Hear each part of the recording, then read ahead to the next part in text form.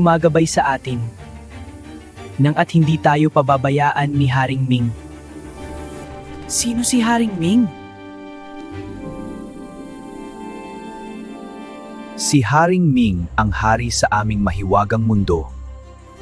Isang lugar kung saan naninirahan ang mga makapangyarihang nilalang.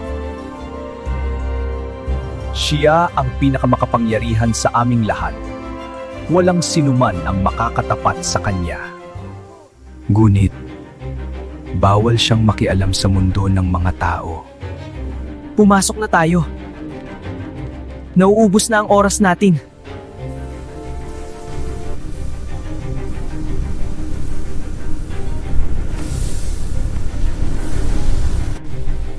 Kuya, natatakot ako.